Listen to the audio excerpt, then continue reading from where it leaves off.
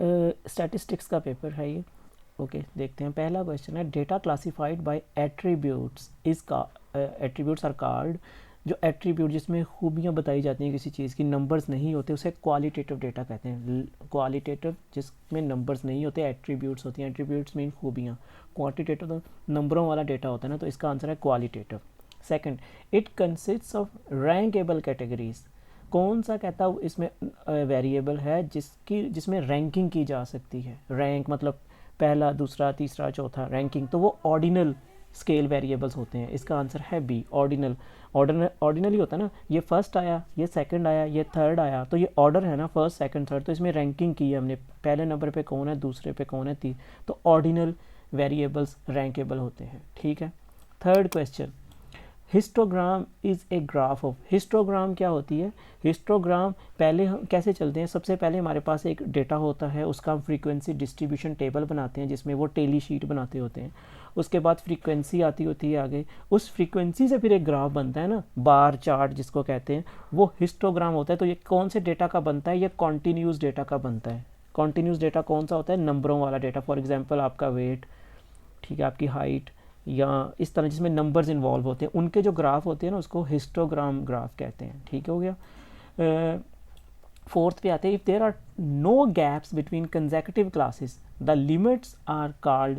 कहता है दो क्लासेस हैं, क्लास बाउंड्री की बात कर रहा है, दो क्लासेस हैं, दोनों क्लासेस पहली क्लास का दूसरी क्लास के से कोई गैप नहीं है बीच में, तो इसको कहते होते हैं क्लास बाउंड्री। इसी को तो क्लास बाउंड्री कहते हैं। फॉर एग्जांपल आपकी पहली क्लास है 5 से लेके 10 तक, और नेक्स्ट क्लास आपकी स्टार्ट हो रही है 10 से 15, तो इसका मतलब 10-10 बिल्कुल इक्वल है, कोई गैप नहीं है, इसको क्लास बाउंड्री कहते हैं। बाउंड्री होती है पहली क्लास दूसरी के साथ कनेक्टेड है, दूसरी तीसरी के साथ कनेक्टेड है, तो क्लास बाउंड्री। थर्ड आते हैं, probability must have a value between. Probability कहते हैं किसको है? चांस को। किसी चीज़ के होने का या तो चांस हो सकता है या नहीं होगा। नहीं होगा तो प्रोबेबिलिटी 0 होगी, 100% चांस होगा तो प्रोबेबिलिटी 1 होगी। तो इसका मतलब आंसर ए होगा। 0 और 1 के दरमियान होती है। 100% मीन्स 1, 0% मीन्स 0। ठीक हो गया, तो इसका आंसर है ए। प्रोबेबिलिटी कभी भी नेगेटिव नहीं हो सकती, कभी भी एक से ज़्यादा नहीं हो सकती। क्यों? एक फॉर एग्जांपल आप कहते हो मेरी प्रोबेबिलिटी है जी 1.10, इसका मतलब है 110%। किसी चीज़ के होने का 110% कैसे हो सकता है? या तो ज़्यादा से ज़्यादा 100% ही हो सकता है ना, तो 1 तक ही जा सकता है, इससे ऊपर नहीं जा सकती, और 0 से नीचे नहीं जा सकती, तो 0 to 1 होती है प्रोबेबिलिटी। फिफ्थ हो गया। सिक्स्थ पे आते हैं, if you roll a dice, वो जो लूडो का दाना होता है, वो कहता है उसको आपने डाइस उसको रोल किया, what is the probability that outcome is 6। क्या प्रोबेबिलिटी है? Probability means chance. क्या चांस है कि 6 आएगा? क्या क्या आ सकता है? 1 आ सकता है, 2 आ सकता है, 3, 4, 5, 6, टोटल 6 पॉसिबिलिटीज़ हैं। अगर आप उसको डाइस को रोल करके फेंकोगे नीचे, क्या आएगा? या तो 1 आएगा, या 2 आएगा, या 3 या 4। तो 6 के क्या चांस हैं? एक ही चांस है ना, तो 6 में से सिर्फ एक चांस है कि वो 6 आएगा, तो इसका आंसर आएगा 1/6। तो क्या आंसर बना? जब भी आप डाइस को रोल करके नीचे फेंकते हो तो 6 आने की जो प्रोबेबिलिटी है 1/6 है। ठीक हो गया। Seventh number, number of possible outcome when 2 coins are tossed. 2 सिक्के एक ही दफ़ा आपने टॉस किए, क्या पॉसिबल आउटकम क्या हो सकता है? देखो मैंने 2 सिक्के टॉस किए, दोनों पे हेड भी आ सकता है, एक चांस, दोनों पे टेल भी आ सकता है, दूसरा चांस, एक पहले पे हेड दूसरे पे टेल भी आ सकता है, तीसरा, पहले पे टेल दूसरे पे हेड भी आ सकता है, चौथा। तो टोटल 4 पॉसिबल आउटकम्स हैं। तो इसका बेस्ट वे ये होता है कि 2 की पावर n कर दो, जितनी दफ़ा सिक्का टॉस करना है n की जगह वो लिख दो। अब 2 की पावर n है, अगर 2 दफ़ा सिक्का 2 सिक्के टॉस करने तो 2 की पावर 2 टू द 4, तो इस तरह भी आप निकाल सकते हो। तो टोटल इसके नंबर पॉसिबल वेज 4 हैं। 8th question, probability of an impossible event is 0। Impossible का क्या मतलब है? नामुमकिन। किसी इवेंट क्या होता है? किसी चीज़ का इवेंट, किसी चीज़ का होना। अगर किसी चीज़ के होने का इम्पॉसिबल चांस है तो उसकी प्रोबेबिलिटी 0 ही होगी ना, तो 8th का आंसर है 0 probability. The intersection of 2 events A and B is written as. Intersection का क्या मतलब होता है? चीज़ें कॉमन, ए और बी 2 डिफरेंट इवेंट हैं। इवेंट यूँ समझ लो कोई काम किए आपने, 2 काम किए, दोनों में कुछ ना कुछ कॉमन आ गया, उससे कहते हैं इंटरसेक्ट। तो हम इसको लिखेंगे ए एंड बी। मतलब ए एंड बी दोनों का इकट्ठा हिस्सा। इसका आंसर है बी, ए एंड बी।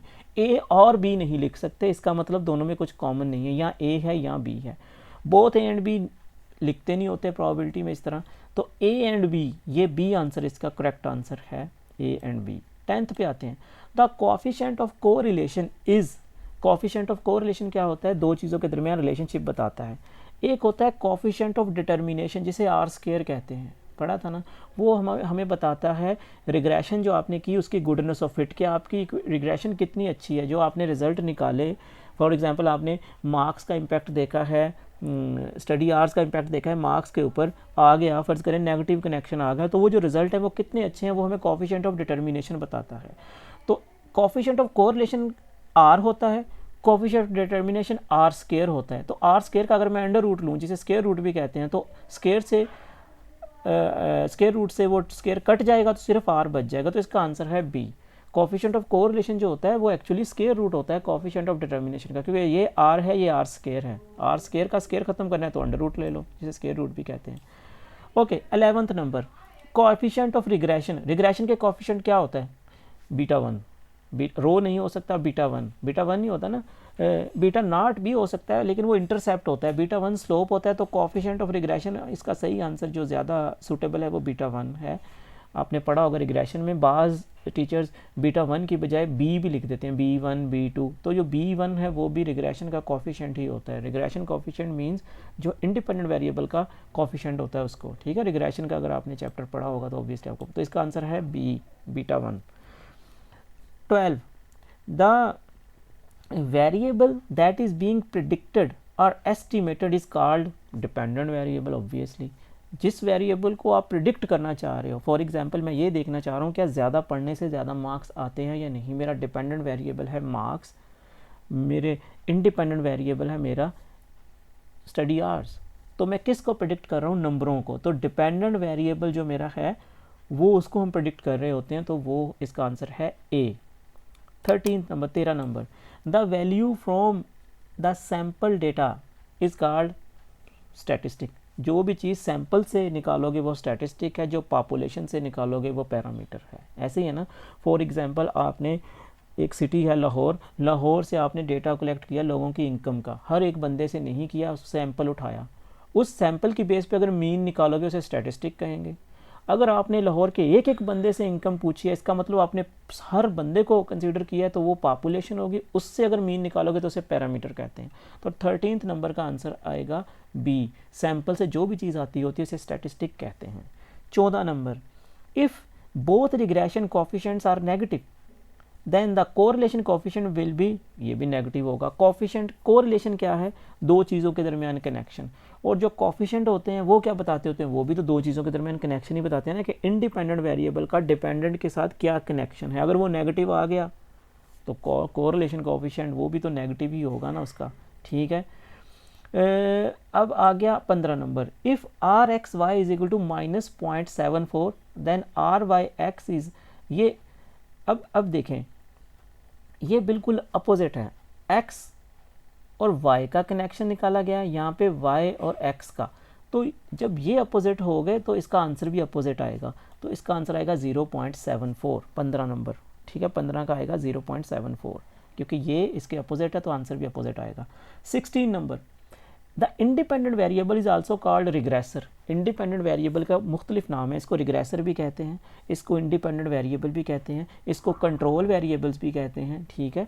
तो ये सारे नाम हैं इसके इंडिपेंडेंट वेरिएबल के, तो इसका आंसर है ए। डिपेंडेंट वेरिएबल के डिफरेंट नाम है, रिग्रेसेंट भी उसको कहते हैं, डिपेंडेंट वेरिएबल भी कहते हैं, प्रेडिक्टेड वेरिएबल भी कहते हैं, आउटकम वेरिएबल भी कहते हैं, लेकिन यहाँ पे पूछा गया इंडिपेंडेंट तो रिग्रेसर।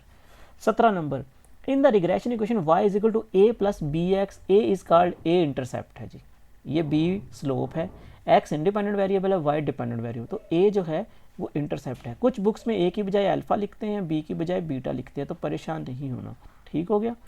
जिस तरह पहले अगर हम यहाँ पे देखें 11 नंबर में तो बीटा नॉट इस तरह बातें हुई थी, तो इसका मतलब ये जो पेपर बनाया भाई साहब जिसने भी बनाया दो मुख्तलिफ बुक से कॉपी किया उसने। खैर 18 number, when B X Y is positive then B Y X will be positive. B X Y का मतलब क्या है? एक्स को वाई पे रन किया है, रिग्रेशन कोफिशिएंट है ये, देखें ना, फॉर एग्जांपल दो वेरिएबल हैं, मार्क्स और स्टडी आवर्स, दोनों के दरमियान आपने रिग्रेशन रन की, पॉजिटिव आया। इंडिपेंडेंट आपने रखा मार्क्स को, सॉरी स्टडी आवर्स को, डिपेंडेंट रखा मार्क्स को, पॉजिटिव आ गया। अगर आप उसको मार्क्स को इंडिपेंडेंट रख के स्टडी आवर्स को डिपेंडेंट रख दोगे फिर भी पॉजिटिव कनेक्शन ही आएगा। तो 18 नंबर का आंसर आएगा B positive. B X Y और बी वाई एक्स दोनों तरह में आंसर सेम आएगा, क्योंकि ये कोफिशिएंट है, रिलेशनशिप है ना दो चीज़ों के दरमियान। अगर वो पॉजिटिव आ गया, चाहे उसको पहले रख लो दूसरे को, तो पॉजिटिव ही आएगा।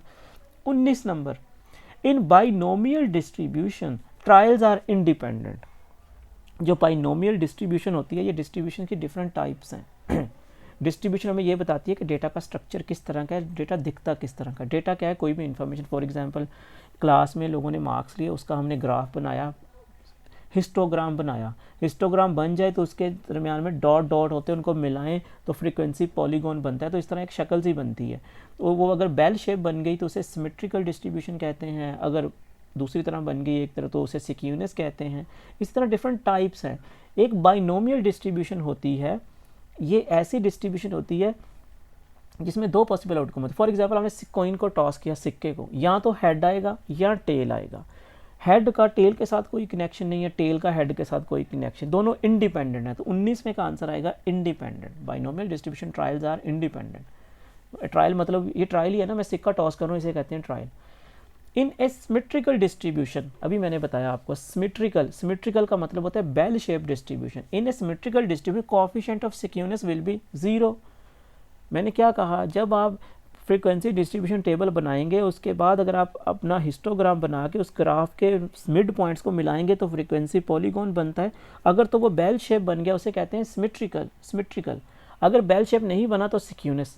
सिक्यूनेस और सिमेट्रिकल दोनों एक अपोजिट हैं, ठीक है। जब सिमेट्रिकल होगा तो सिक्यूनेस कहाँ से आ गई, तो सिक्यूनेस का आंसर आएगा 0। ये था स्टैट्स का आपका पहला पेपर। Thank you.